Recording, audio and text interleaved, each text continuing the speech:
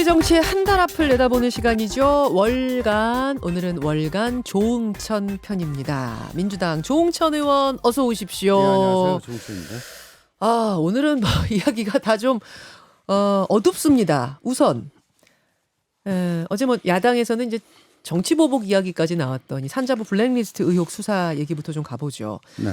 백운규 전 산자부 장관 일단 밤사이에 구속영장은 기각이 됐네요. 네네. 이건 예상하셨어요? 글쎄 저 영장 기각 사유 저도 좀 봤는데 네. 지금 이게 백 장관이 좋아하셔야 될지 아니면 좀 걱정하셔야 될지 잘 모르겠더라고요. 왜냐하면 범죄 혐의에 대한 대체적인 소명이 이루어졌다. 네. 이 부분은 뭐 물론 영장 단계에서 검토하는 것과 본안 재판하고는 좀 많은 차이가 있지만 그래도 대체적인 소명이 이루어졌다라고 하면은 우선 유죄 심증을 갖기에 충분하다. 대부분 아하. 이 부분이 그래서 거기다가 뭐 상당한 양의 객관적 증거가 확보됐다. 그렇게 얘기했죠. 예. 네. 그렇기 때문에 뭐 추가로 증거인멸을 할 우려가 없다. 그러니까 수사도 웬만큼 됐는데 이제 다만 몇 가지 쟁점이 해결이 안 됐다. 그 정도. 예, 그 정도로 보여지거든요. 그래서 이게 그러니까 불구속이라는 게 무죄는 아닌 거예요. 구속영장 기각이 무죄는 아닌 거예요. 그렇죠. 그쵸? 예, 예. 그러니까 그 소명이 이루어진 게 대체적이다라는 부분에 저는 좀 더 눈이 가더라고요. 그렇죠. 예. 혐의는 이런 겁니다. 문재인 정부 들어서 산자부 산하 기관장들에게 사퇴하라고 종용했다. 요거 하나랑 한국지역난방공사 사장 자리에 한명숙 전 총리 추천 인사를 앉히기 위해서 네. 면접지를 미리 준 거 아니냐. 이제 이런 혐의 받고 있습니다. 근데 이제 사안이 산자부 차원에서 끝나지 않고 민주당의 박상혁 의원, 네. 그러니까 그 당시에 청와대 인사수석실 행정관이었어요. 네, 네. 박상혁 의원도 조만간 참고인으로 부를 거라고 하고. 네. 근데 조 의원님 상식적으로 생각할 때 일개 행정관 차원에서 장관한테 이래라 저래라 했을 리는 없고 네. 결국 이 얘기는 윗선까지 보겠다 뭐 이렇게 봐야 되는 건가요? 결국은 그까지 저 개선을 따라 가지고 올라가겠죠. 근데 저는 그 주의 깊게 보는 것이 예. 그럼 과연 이 윤석열식, 한동훈식 그 몽골 기병 그 수사가 또 다시 시작되는 거냐? 몽골 기병 수사가 뭐예요? 막 그냥 정신없이 몰아치는 수사입니다. 그리고 피의사실 공표를 자유자재로 해서 저 수사 받는 사람으로 하여금 심리적 저항선을 무너뜨리는 거죠. 피의사실 공표가 막 됨으로써. 지금 박상혁 의원이 지금은 현역 의원입니다만 당시는 청와대 행정관입니다. 예. 행정관이라고 하면은 저도 뭐 청와대에 있어봐서 뭐 제가 아는 한에는 어쨌든 실무자고 방침 정해지면 그걸 기능적으로 구처하는 그런 정도의 일을 하는 건데요. 예. 지금 기준으로 해서는 안 되고 형사 책임이란 거는 행위 당시에 했던 일을 가지고 그 재단을 해야 되는 거거든요. 예. 근데 행정관이다 또 참고인이다 라고 지금 얘기를 하고 있습니다. 근데 왜 이게 단독 보도의 형식으로 해서 이렇게 언론을 통해 가지고 나가느냐. 이거는 전형적인 피의사실 공표에 해당하고 위축시키기 위한 거란 그렇죠. 말씀이세요? 그동안에 검찰 수사, 특히 윤석열 사단의 검찰 수사가 비난을 받아왔던 지점이죠. 그래서 윤석열 당시 검찰총장 임명 직전에도 제가 수사 목적 달성을 위해서는 법치주의를 전혀 염두에 두지 않는 그런 사람이기 때문에 총장에서는 곤란하다라고 했던 이유 중에 하나가 이런 것들입니다. 아하. 예. 자, 그럼 이제 박상혁 의원부터 시작해서 행정관으로 시작해서 윗선을 향한다면 그 칼끝이 과연 어디까지 향할 거라고 보시는 거예요? 결국은 뭐 통상적으로는 수석까지는 가려고 그러겠죠. 일단 인사수석까지는. 네네네. 그 위로는 임종석 비서실장 있고 뭐 그 위로는 대통령도 있습니다. 그건 뭐 무리라고 보여지고요. 예. 일단 수석까지 갈 예, 것이다. 예. 이렇게. 민주당은 보복 수사가 이제 시작된 거다. 이렇게 보는 입장이더라고요. 그렇게 단정하기에는 아직 객관적인 뭐 레코드가 좀 쌓여있지 기록이? 않습니다. 예. 그래서 단정하기는 아직 이릅니다만은 근데 윤석열 정부 시작하고 그 단행했던 인사들 보면 예. 정말 검찰 위주의 인사를 하지 않았습니까? 이런 걸 염두에 두고 그렇게 많은 지적이 있었음에도 불구하고 자기가 알고 또 믿고 그런 특수부 위주의 검사들을 중용했나라는 지적들이 많았는데 그러면 우리의 예상이 틀렸나 맞았나라고 하는 것들이 이제 곧 밝혀지겠죠. 만약에 이런 분들 중용을 했던 이유가 이렇게 몽골 기변식 수사를 계속 해나가기 위한 것이다라고 한다면 그 뭐 보복 수사다라고 얘기를 해도 지나치지 않을 겁니다. 근데 이제 검찰이나 뭐 여당 측의 반론은 이런 겁니다. 이 산자부 수사는 갑자기 지금 시작한 게 아니라 이미 2019년에 시작이 됐었고, 그러니까 문재인 정권에서 시작이 됐었고, 여태 결론을 못 내리고 있었는데 얼마 전에 환경부 블랙리스트 의혹이 대법원 유죄 판결 나지 않았느냐. 그거랑 이거랑 거의 비슷한 모양새다. 판박이다. 따라서 산자부 건도 탄력받아 수사하는 것뿐이다. 어떻게 생각하세요? 우선 대법원 확정 판결 보고 수사 다시 하는 거는 저는 뭐 보다 처음 봤습니다. 근데 이 말씀 꼭 드리고 싶어요.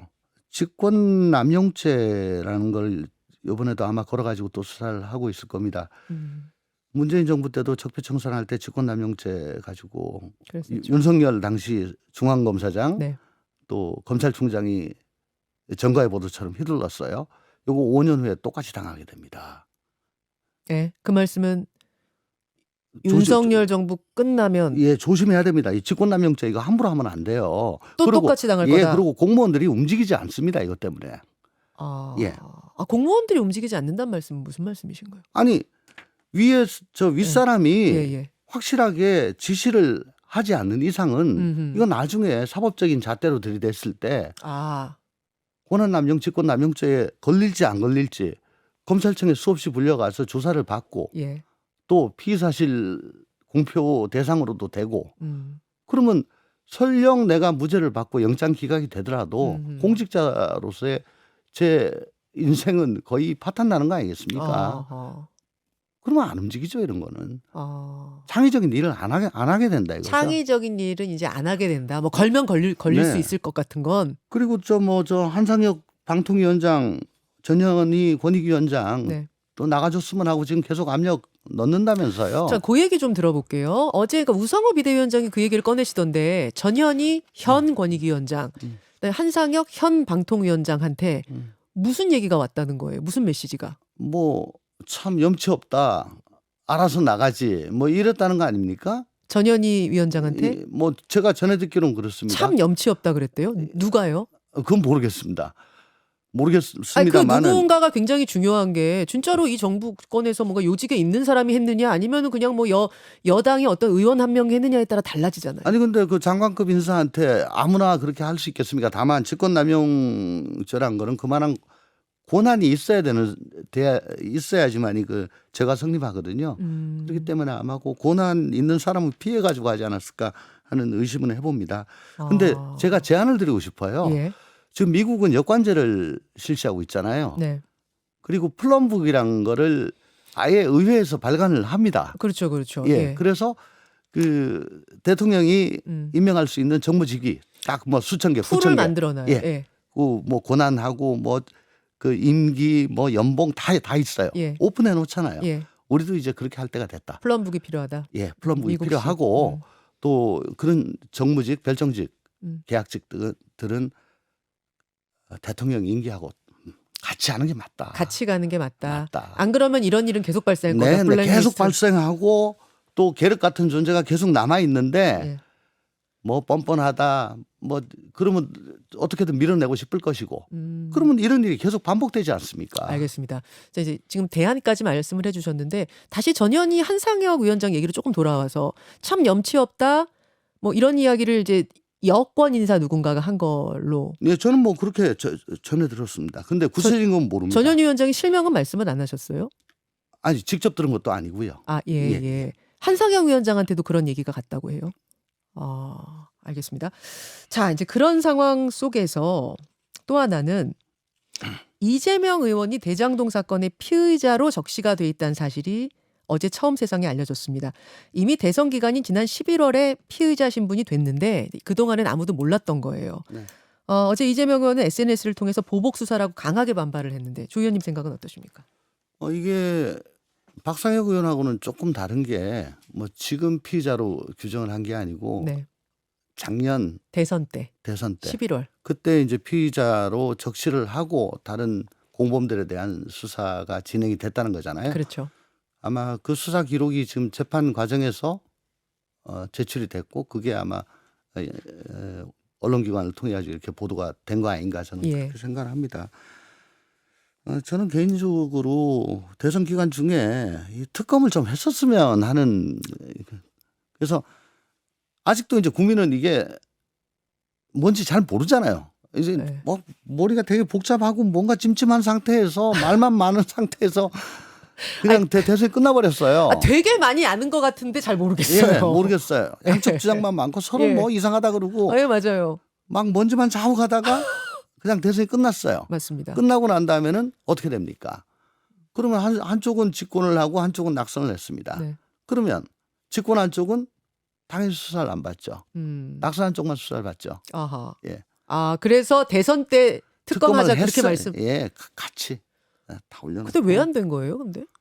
서로 원하는 방식이 저쪽이 안 받아요. 어. 저쪽이 안 받아요. 서로 이제 지금 하는 건 무리입니까? 지금은 아마 대통령 쪽에서 여당 쪽에서 죽어도 안 받겠죠. 죽어도 안 받습니까? 예, 왜냐하면 저 임기 중에는 소추되지 않으니까. 예, 그렇죠. 우린 수사 대상이 아니야. 받으려면 니네가 받아라고 그렇게 하겠죠. 이재명 의원이 이제 피의자로 적시된 거 이것도 지금 보복 수사다. 이재명 의원은 살인 뭐라 그랬죠? 사법 살인이다 이런 표현까지 어제 썼던데 그건 어떻게 보세요? 이제 앞으로 어떻게 수사를 하느냐. 왜냐하면 이 행위 시점이 지금이 아니기 때문에 네. 작년 말이기 때문에 피의자 적시 예. 시점이. 작년 말이기 때문에 작년 말을 두고 그렇게 단정을 제가 한다는 건 동의하기가 조금 그건 무리가 따르고요. 앞으로 이제 어떻게 수사를 하느냐. 뭐 낙선 한쪽이라고 해가지고 한쪽에 좀 기울어지게 수사를 한다. 그렇다면은 이건 뭐 정치 보복이다, 탄압이다. 그때는 라고 뭐 명백히 얘기를 할 수가 있겠죠. 이건 뭐 앞으로 계속 주시를 해봐야 됩니다. 다만 지난해 11월이면 문재인 정권 당시고 그때 피의자로 적시된 것만 가지고 보복 수사다 하기엔 조금 아직은 무리다. 예, 그때 게 지금 밝혀진 거니까요. 밝혀진 거니까. 예. 알겠습니다. 지금 뭐 그것뿐만이 아니에요. 여가부가 대선 공약을 대신 개발해 준 거 아니냐로 지금 이미 네. 수사를 받고 있는데 네. 장차관이 다 다른 부처도 다 공문이 갔답니다. 비슷한 상황 겪지 않았느냐 설문조사 같이 갔다고 해요. 그래요? 예. 예. 그건 앵커께 처음 지금 들었습니다. 그러십니까? 네. 예. 이것도 그러면 뭔가 좀 뭐 움직임이 있는 거라고 보세요? 그런 게 있대요. 있대요. 저희 예. 국토위에서는 그런 거 안 보냈는데. 예. 알겠습니다. 전혀 처음 들었는데. 자, 이런 상황에서 이렇게 이제 내후 외환인데 민주당의 경우는 전당대회에 어떤 영향을 미칠 것인가? 저는 이것도 궁금합니다. 보통 이렇게 외부의 공통 위협이 생기면 내부는 강한 리더십을 중심으로 이제 뭉치자 이렇게 되잖아요. 그래서 이재명 의원의 당대표 가능성이 더 커질 거라는 얘기도 나오고 그 반대일 거란 얘기도 나오고 사법 리스크가 커지니까 어느 쪽이라고 보세요? 그동안에 너무 뭉쳐서 완전 호두처럼 땅땅하게 뭉쳤죠. 그래서 그 안에 뭐 골마 터지고 뭐 난리가 나도 뭐 내부 총질하지 마라 뭐 이런 것 때문에 그러고요. 이렇게 전국적인 선거를 연이어 패배했습니다. 그러고서도 또 단단하게 뭉친다? 그러면 이게 민주주의 대중정당이 맞습니까? 예. 아니 그렇지만 지금 보복 수사가 이렇게 막 시작이 된다라고 민주당 얘기하고 있는 상황이면 뭉치자 또 이렇게 분위기가 나올 수도 있잖아요. 아니 그거는 그거대로 주시를 하면서 네. 제가 아까 말씀드렸다시피 요건 앞으로 좀 더 두고 봐야 된다. 주시를 해야 된다. 예. 그건 그거고. 예. 당이 더 아니 뭉치는 거는 그렇다고 우리가 뭐 다 뭉쳐가지고 다 같이 뭐 대검 앞에 가서 뭐 골기대회를 해요. 어떻게 해요? 지금 아, 국민들께서는 도대체 저 민주당이 저거 고쳐서 쓸만한 물건인가 아니면 저 폐기해야 될 건가 그걸 지금 궁금해하실 것 같은데요. 음. 어제요. 당내 최대 규모의 모임이죠. 더 좋은 미래하고 초선들 모임이죠. 더민초에서 각각 토론회를 열었는데 양쪽 다 이재명 의원 나오지 마십시오로 결론이 뭐 다수가 의견이 모아졌다고 해요. 특히 이제 더 좋은 미래 같은 경우에는 과거 이회창 또는 황교안 사례가 될 수 있다 이런 얘기가 나왔다던데 동의하십니까? 뭐 그까지 확 그렇게 나가는 거는 제가 뭐 생각 안 해봤고요. 저는 어떤 생각이냐면 이재명뿐만 아니고 문재인 정부 5년에 대해서 이제 뭐 명시적으로 실패했다라고 지금 얘기를 하고 있습니다. 또 정권 재창출을 못했으니까 실패했죠. 네. 그러면 그 문재인 정부 5년에 대해서 국민들께서 부정적인 생각을 갖고 계시고 그래서 정권 교체론이 항상 우위를 점했습니다. 문재인 정부 5년에 대해 일정 부분 책임이 있다고 생각되는 대해서도 저희가 그럼 뭐가 잘못됐냐? 를 지금 따져봐야 될 예. 시기예요. 예. 그래서 잘못된 게 있으면 반성을 하고 혁신을 해야 될 그런 시기입니다. 그럼 그분들도 그렇습니다. 나오지 말아라. 그러니까요. 문정부 5년 대선 패배, 지선 패배에 예. 책임이 있는 분들은 대표가 되시면은 네.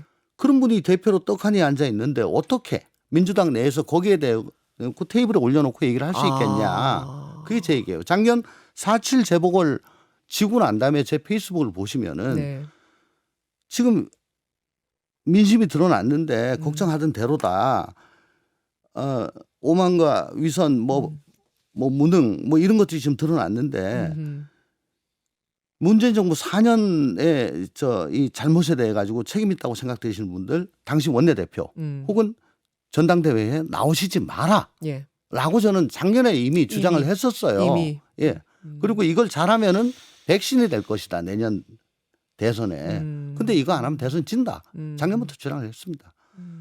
그러니까 이제는 문재인 정부 4년이 아니고 5년이 됐습니다. 네. 그 5년에 대해서 책임 있는 분. 그러니까 홍영표, 전해철 난 다 해당된다고 봅니다. 이재명, 홍영표, 전해철. 이재명은 싹다 나오지 마셔라. 대선 지선 패배에 책임 있는 분이고요. 예. 예. 왜냐하면 그걸 우리가 왜 그랬는지 예. 따져야 되니까. 따져야 되니까. 그럼 누가 해요? 다 빠지면? 민주당이 170명이나 있습니다. 예. 170명 있어요. 예. 아 이제 그래서 나오는 얘기가 97그룹 90년대 학번 70년대생들이 나서라 뭐 이런 이야기가 재선 그룹 중심으로 해서 나오는 것 같더라고요. 네. 근데 현실적으로 그분들이 당을 이끌고 갈 정도의 힘이 있느냐, 파워가 있느냐 또 이런 얘기도 한쪽에서 나와요. 어떻게 보세요? 자리가 사람을 만듭니다. 그래요. 예, 자리가 사람을 만들어요. 아까 말씀드린 그런 귀책 사유들에 대해서 거리가 있고 또 무력해진 당에 새롭고 다른 리더십으로 활력을 불어넣을 사람이 지금 필요한 때예요. 그 사람들이 좀 더 젊은 사람들이면 좋지 않겠느냐는 게 지금 당내에 굉장히 의견이 목소리가 커지고 있습니다. 커지고 있습니까? 네. 조홍천 의원도 동의하시고요. 그럼요. 집단 지도 체제는 이 얘기랑 같이 가는 건지 모르겠는데 집단 지도 체제란 거는 뭐냐면 아까 예. 말씀드린 이 세 분 혹은 그 책임 있는 분들 네네. 이 나오시는 걸 전제로 해서 하는 거죠. 왜? 왜? 못 이기니까. 그분들이 나오시면은 이게 공천권과 직결이 됩니다. 네네. 그러면 딴 쪽에서는 극렬 저항을 하죠. 그렇죠. 그러면 이제 당이 힘들어지고 네. 또 A그룹, B그룹을 하게 되면은 대표와 최고위원 간의 체급 차이가 너무 납니다. 네네. 예. 네. 근데 지금 97이 나오게 되면 이 두 가지가 다 해소가 되기 때문에 예, 그건 문제가 안 됩니다. 그러니까 그 이제 97이 나온다는 얘기는 지금 유력한 주자들이 빠지는 것을 전제로 하는 거네요. 근데 제가 아는 몇몇 분들은 뭐 나오시더라도 자기들은 나가겠다. 같이 나가서 예. 정정당당히 붙어보겠다라고 알겠습니다. 지금 말씀하신 분들 있습니다. 만약 이재명 의원이 나오면 다른 주자들이 다 단일화할 수도 있습니까? 다 그렇게 모르겠습니다. 뭐 음.